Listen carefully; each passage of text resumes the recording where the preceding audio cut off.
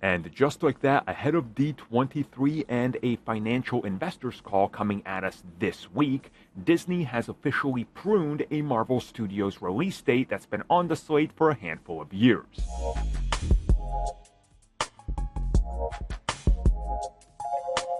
So literally 30 minutes after I published my Marvel Studios Phase 6 and the 4 missing films video, this news hit, which now means that there's 3 missing films, all things considered, because I'm still counting Sony's release among these.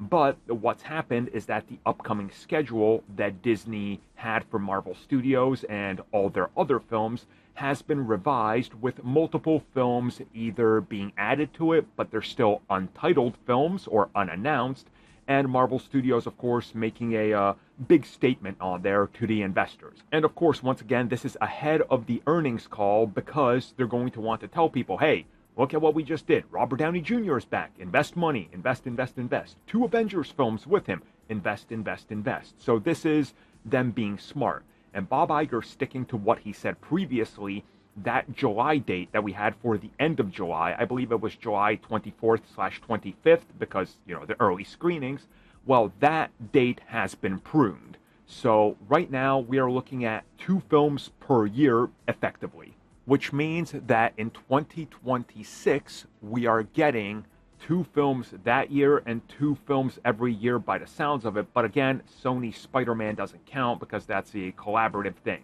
So it's going to be interesting to see what exactly was dropped. If you guys watched the video that I made, which was about, I would say, 9 or 10 minutes long, I explained what I think goes where. Now, this obviously throws a wrench in that, maybe, because I still think that the big one that could be scrapped and saved might actually be something like a Shang-Chi sequel that might get reworked into something completely different if it's not Wreckage of Time, or Armor Wars gets postponed, which could honestly be what they do.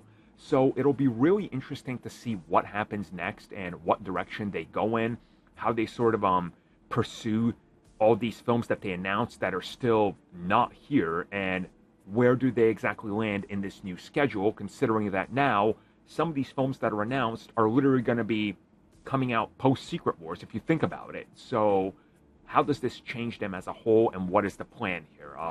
We're going to obviously find out, I think, a little bit more at D23 and the investors call, so stay tuned. We will be talking about all this, but things are definitely looking interesting for Disney, especially them sticking with 2 films a year from us, and then our partners can do whatever they want. So, you guys let me know what you think the scrapped film is.